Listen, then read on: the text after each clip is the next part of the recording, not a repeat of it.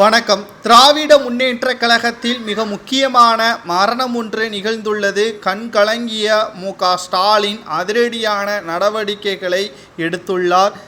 கோபிச்செட்டிப்பாளையம் பகுதியில் வசித்து வந்த திமுகவின் முன்னாள் நாடாளுமன்ற உறுப்பினர் சண்முகசுந்தரம் வயது மூப்பின் காரணமாக தற்பொழுது கோவையில் உள்ள தனியார் மருத்துவமனையில் உயிரிழந்துள்ளதாக தகவல்கள் வெளியாகியிருக்கிறது.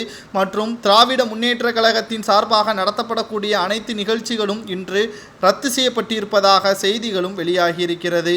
அதாவது சிகிச்சை பலனின்றி உயிரிழந்துள்ளதாகவும் கடந்த 1992 ஆண்டு முதல் 98 ஆண்டு வரை கோபிச்செட்டிப்பாளையம் நாடாளுமன்ற உறுப்பினராக இவர் இருந்துள்ளார் என்ற தகவல்களும் தெரிய வருகிறது.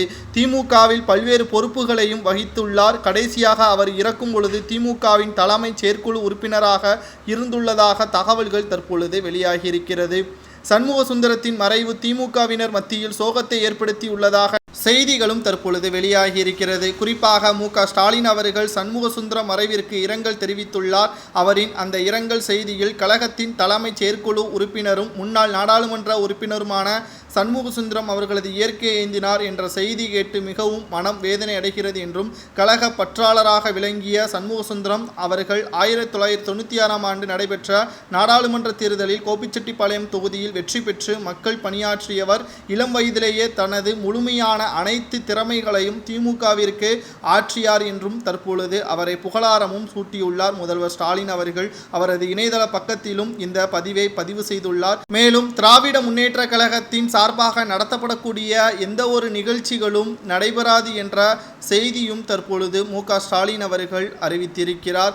தமிழகத்தில் மிக முக்கியமான எம்பியாக இவர் கருதப்பட்டார் என்ற செய்தியையும் அவர் தெரிவித்திருக்கிறார். மேலும் திராவிட முன்னேற்ற கழகத்தில் அடுத்த மாதம் இறுதிக்குள் அமைச்சரவை மாற்றம் நடைபெறும். இந்த அமைச்சரவை மாற்றத்தில் மூத்த அமைச்சராக இருக்கக்கூடிய துரைமுருகன், கே.எஸ்.ஆர். ராமச்சந்திரன் போன்ற 3 அமைச்சர்கள் பதவி பறிக்கப்படும் என்றும், வயது மூப்பின் காரணமாக அவர்கள் அரசியலில் இருந்து ஓய்வு எடுக்கப்படுவார்கள் என்ற செய்தியும் தற்பொழுது கசிந்துள்ளது.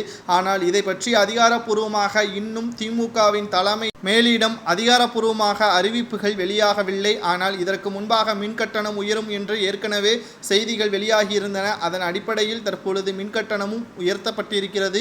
துணை முதல்வராக உதயநிதி ஸ்டாலின் அவர்கள் பொறுப்பேற்க உள்ளதாக செய்திகளும் வெளியாகியிருக்கிறது. இதே சூழ்நிலையில்தான் உதயநிதி ஸ்டாலின் அவர்களது கட்டுப்பாட்டில் அமைச்சரவைகள் இருப்பார்கள். அதன் காரணமாகத்தான் மூத்த அமைச்சர்கள் பதவி பறிக்கப்படுவதாகவும், இளம் எம்எல்ஏக்களுக்கு அமைச்சர் பதவி வழங்கப்பட உள்ளதாகவும் செய்திகள் தற்பொழுது கசிந்திருக்கிறது. பார்க்கலாம், முதல்வர் ஸ்டாலின் அவர்கள் முழுமையான பொறுப்பை உதயநிதி ஸ்டாலின் அவர்களிடம் கொடுத்து விடுவார் என்றும் எதிர்பார்க்கப்படுகிறது.